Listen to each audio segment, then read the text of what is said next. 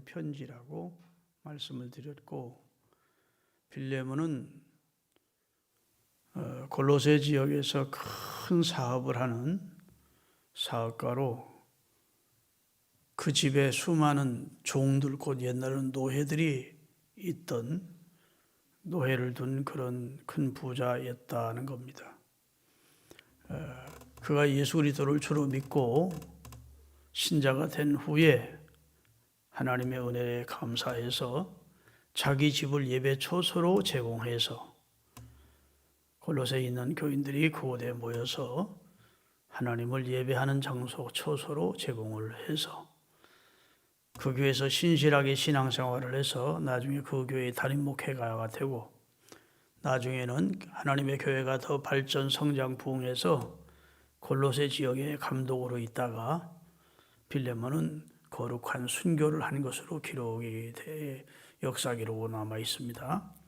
빌레몬은 예수님을 모르던 세상말로 성공한 기업가였는데 예배소에 일궈있던 큰 부흥의 역사에 참여했다가 사도 바울이 전하는 복음을 듣고 예수 그리스도를 주로 믿고 새 사람이 됐습니다. 그리고 그리스도인으로 살아간 것이죠. 그리고 온전한 헌신을 하나님 앞에 했습니다. 근데 그 집에 노예 가운데 오네시모라고 하는 아주 못된 무익한 사람, 나쁜 종이 있었는데, 그 오네시모라는 사람이 자기 주인의 금품을 강탈해서 도둑질해서 도망을 한 것입니다. 옛날 노예가 도망을 했다가 잡히면 그건 최고형이 주인의 뜻대로 생사여탈권이 주인에게 있어서 주인이 죽이라 하면 죽을 수 있습니다. 죽이지는 않더라도 아주 쇠막대기로 불에 달고 가지고 여기에다가 도망자였다고 하는 것을 이발에 찍어준다고요, 불인도를. 그런데 그 오네시모라고 하는 빌레몬 집에 노예였던 자가 주인의 재산을 강탈해서 야밤 도주에서 노마로 갔다가 노마에서 바울을 만나 예수님을 주로 믿게 된 것이죠. 자, 그래서 지난날 자기가 지난 잘못된 삶을 하나님 앞에 눈물로 회개하고 예수님을 주로 영접하고 그리스도인이 된 것입니다. 그리고 열심히 바울을 돕는 겁니다. 바울의 선교 사업을. 근데 내용을 알아보니까 이 사람이 자기가 전도해서 예수 믿게 한 골로새 교회의 빌레몬이라는 지도자 집의 노예였었다는 거예요. 그냥 노예였던 것도 아니고 그 집의 재산을, 금품을 가지고 강탈해서 도망 나온 노예라는 거예요. 지금은 예수를 주로 믿고 무익했던 그가 유익한 자로 변화되고 바울을 돕는 자로 변화됐지만, 그는 주인에게 용서를 받아야 될 자라고요. 하나님 앞에는 용서를 받았고 바울도 그를 인정했지만 그의 원래 주인이 빌레몬이라고요. 그러니 바울이 편지를 써서 이 오네시모에게 투기고라는 사람과 오네시모랑 함께 빌레몬에게 보낸 겁니다. 그리고 이 편지를 빌레몬이 읽게 된 것이죠. 네게 전에는 무익하던 네 노예였는데 이제는 유익한 자로 하나님이 변화시켜 주셨다. 아멘. 전에는 죄인이었는데 이제는 예수 안에서 하나님으로부터 용서받은 의인이 되었다. 전에는 도둑놈이었는데 이제는 그리스도 안에서 새 사람이 되었다. 내가 그를 꼭 필요해서 내 곁에 두고 그를 나를 돕는 자로 선교단의 일행으로 그를 내 곁에 두고 싶지만 네가 허락해야, 원래 네 종이니까 네가 허락지 아니하면 그럴 수가 없는 입장 아니냐.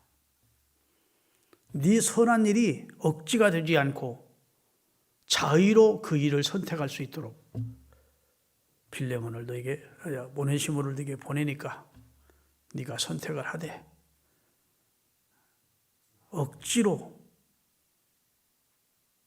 오네시모를 용서하고 억지로 내게 보내지 말고 주의 일을 자의로 선한 마음으로 이 일을 내가 동참해달라.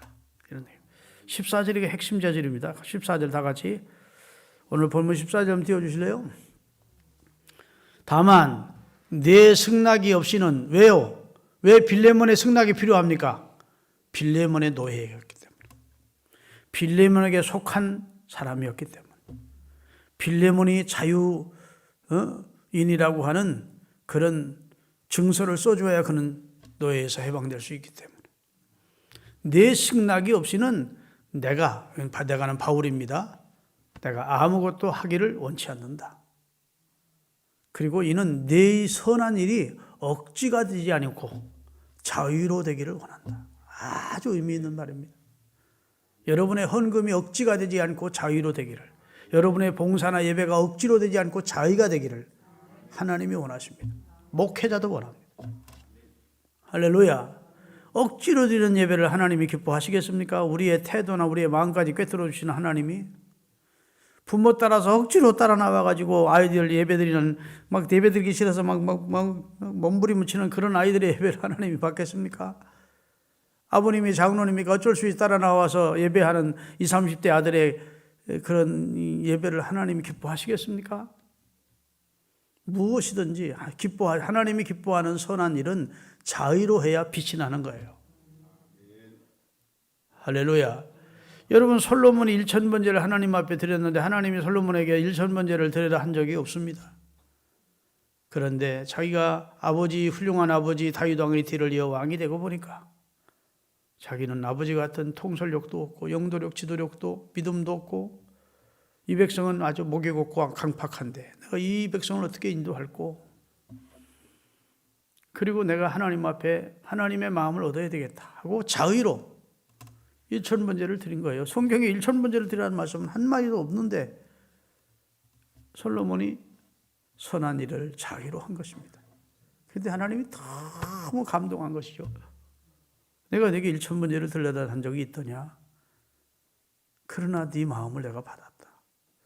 여러분, 다윗이 성전을 지어 하나님 앞에 봉헌하고 싶었습니다. 그게 다윗 자의로 나온 마음이에요. 하나님은 다윗에게서 성전 받을 마음은 없었습니다. 전쟁 너무 많이 해가지고 아무리 적군이라도 사람을 너무 많이 죽인 피 흘린 손으로 드린 제물을 성전을 받고 싶지는 않았어요. 평화의 상징인, 전쟁을 하지 않고 왕이 되고 평생 전쟁 없이 산 평화로운 상징인 솔로몬을 통해 성전 받기를 원하셨어요. 그러나 자유로 하나님이 시키지도 않았는데 하나님의 성전을 지어드리고 싶다고 하는 다윗의 마음은 하나님이 얼마나 흐뭇해 하셨는지 모릅니다. 그리고 다윗과 사울 하나님 사이에 다윗 언약을 맺어요. 너의 후손들을 내가 네 위를 계속 이어가도록 해주겠다. 내게 주었던 존영과 은총을 네 후손들에게 뺏지 않겠다. 그런 아주 엄청난 축복을 하신다고요. 여러분과 저를 하나님께서 쓸모없는 인간, 범죄하다가 그만 이 땅을 마치는 날 영원한 지옥의 형벌을 받을 수밖에 없는 마음으로, 입술로, 행동으로 맨 죄만 짓는 우리를 하나님이 예수님을 대신 보내서 우리 죄를 담당하시고 대속적 죽음을 통해서 우리 죄를 용서하시고, 누구든지 그리스도를 주로 믿으면 그리고 회개하면 용서해 주시고 하나님의 백성으로, 아들로, 의인으로 삼아주시고, 할렐루야, 전에 무익하던 우리를 유익한 사람으로 바꿔주셨다. 하나님의 일을 우리가 하니까 하나님 앞에 유익합니까? 무익합니까? 우리가 유익한 사람이 됐다고요. 믿습니까? 하나님의 교회에 유익한 사람이 되기를 원하고, 여러분의 가정이나 사회에서도 우리가 유익한 사람으로 살기를 하나님이 원한다. 전에는 너희가 무익한 자였으나, 전에는 오네시모가 무익한 자였다. 그러나 이제는 내게도 유익한 자가 됐다. 뭐 하나님께는 더 말할 것도 없고, 여러분, 무익했던 우리를 하나님 앞에 유익한 자로 바꿔주신 하나님을 찬양하면 아멘 하십시다. 우리를, 쓸모없던 우리를 쓸모있는 자로, 무익했던 우리를 유익한 자로 하나님이 변화시켜 주셨다. 오늘 이 빌레몬서의 주제는 두 가지입니다. 따라합시다. 용서와 사랑. 용서하라는 겁니다. 용서하라. 하나님이 오네시모 같은 이 도둑놈을, 이 노예를 하나님이 용서하셨다. 그리고 하나님의 아들로 만들어 주셨다. 너도 네 앞에 죄를 졌지만 너도 용서해라. 그가 얼마를 가지고 도망쳤는지 모르지만 그는 갚을 능력이 없다 지금. 내가 갚아주마 그래요. 다 같이 거기 읽겠습니다. 19절이면 18절 19절 같이 띄우면 읽겠습니다. 그가 만일 내게 불의하였거나 내게 빚진 것이 있으면 그것을 내 앞으로 계산하라. 나 바울이 친필로 쓰노니 내가 갚으려니와. 다시 말해서 오네시모가 네 재물 얼마를 가지고 도망쳤는지 나는 모르건대. 그러나 그는 갚을 능력이 없어. 근데 내가 갚아주마. 그의 악한 행위는 네가 용서를 해라. 할렐루야. 그 다음에 바울은 분명히 말합니다. 내가 네게 베푼 은혜는 돈으로 환산할 수 없어. 내가 네게 전한 복음을 통해서 빌레몬 너도 하나님의 자녀가 됐고 하나님부터 용서받아 구원받은 자가 됐지 않느냐. 우리끼리 이거 뭐 계산할 문제가 아니지 않느냐. 그 내용이에요. 지금 19절 보면 내가 친필로 쓴 파시미소노니 내가 갚으려니와 네가 이외에 네 자신이 내게 빚진 것은 내가 말하지 않겠다. 이건 영적인 계산이다. 너도 내게 빚졌어. 너 예수 모르던 사람 아니야. 너 죄 가운데 살다가 멸망할 사람 아니었냐. 근데 내가 생명 걸고 복음을 전하는 복음 듣고 너도 구원받고 용서받고 하나님 자녀가 됐지 않느냐. 꼭 이 오네시모가 네 재물을 가지고 강탈한 거 내가 갚으려면 내가 어떤 방법을 통해 갚아줄게. 그러나 분명히 알아라. 내가 네게 은혜를 베풀었어. 그러니까 돈 얘기하지 말자는 겁니다. 네가 먼저 용서를 해라. 에? 그는 옛날에 쓸모없는 사람이었는데 이제 쓸모있는 사람 됐고 무익한 자였는데 이제는 내게도 유익한 자로 하나님께도 유익한 자로 변화됐어. 용서하라는 겁니다. 여러분 용서는 두 가지가 있습니다. 첫째는 하나님으로부터 받는 용서예요. 그게 꼭 있어야 돼요. 이 세상 사는 동안 죽기 전에 하나님이 나를 용서하셔야 됩니다. 그래야 우리가 죽어서 천국 가고 구원받을 수 있습니다. 하나님이 우리를 용서하시기를 원합니다. 그러려면 내가 하나님 앞에 죄인이라는 것을 깨달아야 되고 하나님 앞에 내 죄를 용서해 달라고 구하고 내 죄를 용서해 주시기 위해서 돌아가시 희생해 주신 하나님의 아들이 계시다는 사실을 알고 믿게 되고 그 앞에 우리 죄를 자백하면 하나님은 우리의 죄를 기억지도 않고 다 도말해 주시마 약속했습니다. 하나님 앞에 용서를 받아야 돼요. 여러분도 하나님의 은혜로 용서받은 자들이 되시기를 바랍니다. 할렐루야. 하나님 앞에 용서받아야 돼요. 하나님의 용서. 그래야 우리의 마음에 평안이 있습니다. 용서받지 못하고 마음에 늘 죄책이 있는 사람은 하나님이 저주할 것 같고 하나님이 막 심판이 올 것 같고 이렇게 살다가 죽으면 이거 영원한 멸망을 당하지 않을까 이런 두려움 속에 살아요. 이런 이야기가 있습니다. 초등학교 다니는 아이가 집에 방학이 됐는데 외갓집으로 그 누나와 함께 옛날에는 방학이 되면 외갓집 많이 갔다고요. 뭐 심심한 것이죠. 시골에 와 있으니까. 산 좋고 물 좋고 그런 데 와 있지만 심심하지 않겠습니까? 그러니까 외삼촌이 출근을 하면서 새총 하나를 만들어줬습니다. 옛날에 새총이 이렇게 된 나무에다가 여기다 고무줄 달아가지고 만들어준 거예요. 그걸 가지고 하루 종일 새를 쏘아봤는데 새가 맞지 않는 겁니다. 그 아이가 놀다가 하루 종일 무엇을 맞추려도 맞추지 않으니까 결국 한 마리 새도 못 잡고 집으로 돌아왔는데 닭 한 마리가 이렇게 기둥기둥 다니는 거예요. 저거나 잡아보자 하고서나 돌을 놓고 딱 던졌는데 닭의 머리를 딱 맞더니 비틀비틀하더니 죽은 거예요. 사고를 친 겁니다. 사고를. 외할머니한테 혼나게 생긴 거예요.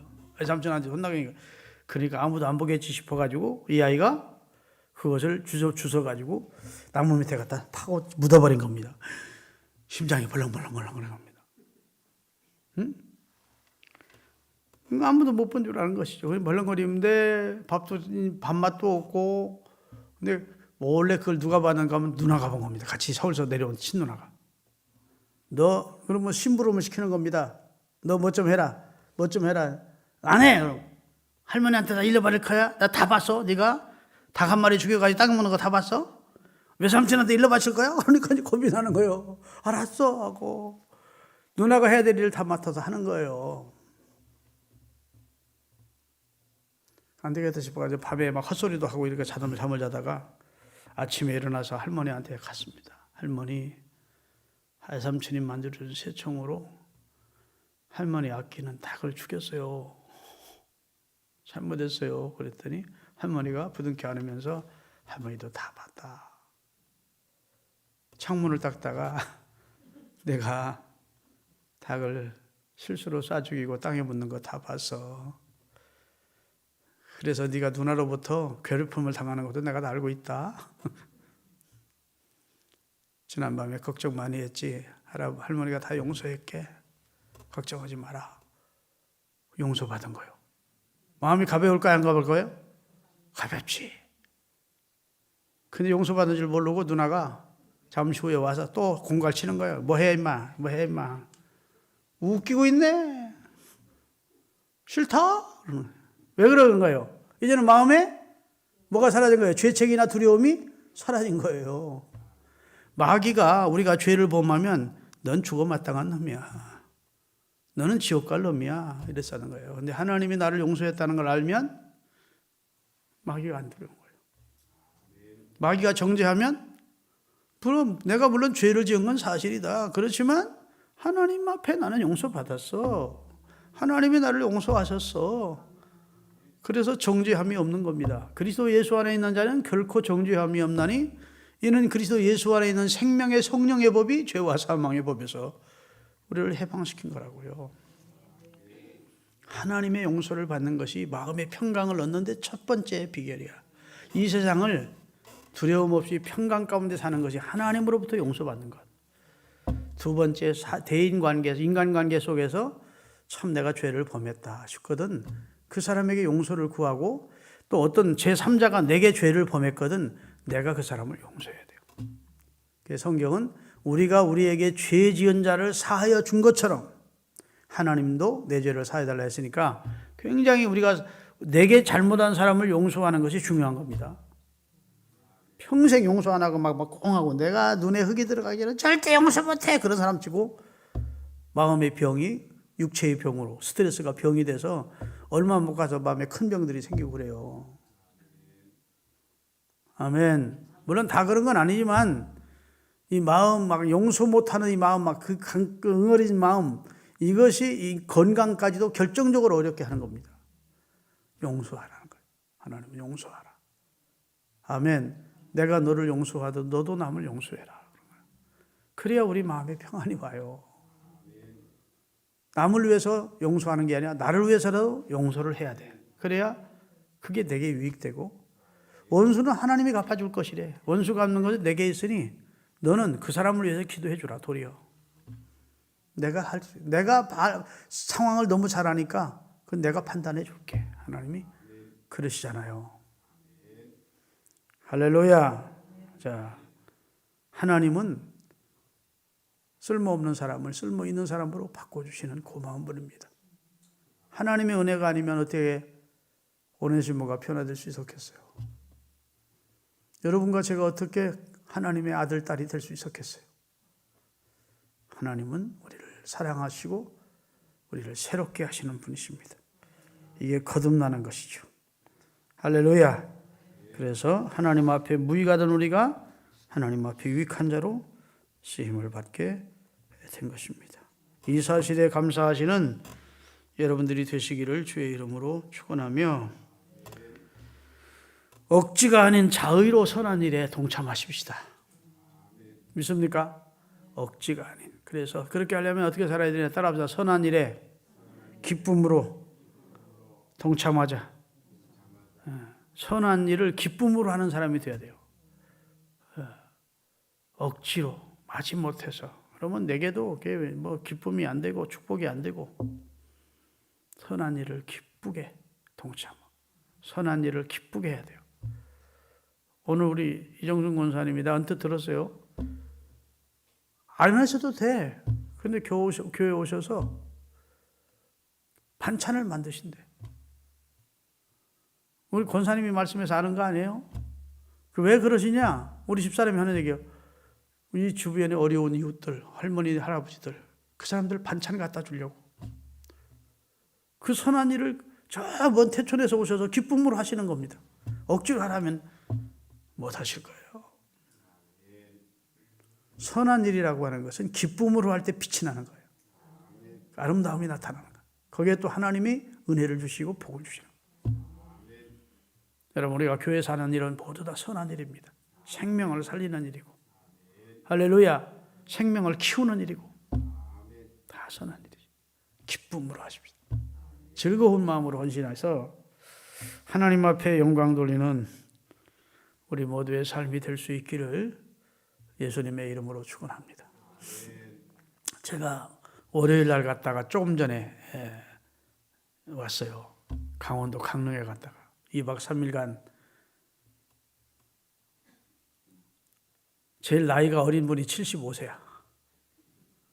81세까지 노인 부부 목사님들을, 옛날 목회하시다 은퇴하신 목사님들 부부를 12가정을 섬기고 갔습니다. 12가정.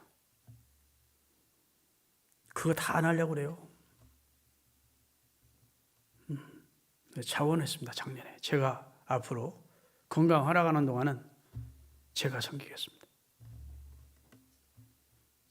그리고 자원해서 2박 3일 섬기는데 아이고 비틀비틀 그러시지만 문자를 넣어도 요새 코로나 상황이니까 얼마나 힘든지, 코로나 상황만 아니면 뭐 모여가지고 뭐 노비에 다 몇 시까지 모이셔 그러면 되는데 이건 문자를 내야 돼. 코로나에서 호텔 로비에도 5명 모이면 안 된다고 뭐 신신 부탁하는 겁니다.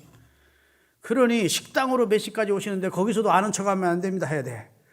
그런데 그 어르신들이 평생을 카톡을 하는 목사님도 계시대. 카톡 없어 그래. 카톡 하는 사람들은 막 문자로 보내고 막 그러면서 그 12분을 섬기는데, 김재호 목사님이라고 우리 총회 세계선교회 이사장도 하셨고 총회 회록소기도 하신 훌륭한 목사님이 계세요. 우리 교회에서도 설교도 한 번 하셨어요. 그 목사님이 8년을 그들을 섬겼더라고. 이제 허리가 굽어가지고 당연히 못 하겠대. 제가 하겠습니다. 나갔어. 제가 기도했습니다. 자꾸 제 얘기해서 죄송해. 하나님, 평생 하나님 섬긴 목사님들 부부인데, 하나님의 종들인데 제가 주님을 섬기도 잘 섬길 수 있도록 도와주십시오. 그리고 섬겨봤어요. 근데 쉽지 않더라고. 김재호 목사 이번에 같이 와가지고 쉽지 않죠. 그래. 아이고 8년 동안은 고생 많이 하셨네요. 말기도 못 알아들으시는 분들도 있고 비척거리고 너무 힘들어. 뭘 사라드리면 왜 이런 걸 사왔느냐고, 뭐 과일 더 하여튼 사모님들도 말하고 아우 너무 힘들어가지고 때려치고 싶은 적이 한두 번이 아니었는데 이제 김 목사님 큰일 났네 해서 해보는 데까지 하겠습니다. 태제만 받아본 분들이라 쉽지 않더라고요. 여러분, 그래도 선한 일이니까 자의로 자원하는 마음으로 하면 좋겠다. 일에 동참을 잘 섬기다 왔더니 몸이 지금 피곤한 상태예요. 그래서 설교 짧게 하려고 그래. 이만하면 됐겠죠? 더 길게 하면 여러분 짜증나서 안 돼. 설교 길으면 짜증 들리더라고. 표현은 안 하지만 다 보면 알아. 이제 끝났으면 좋겠다.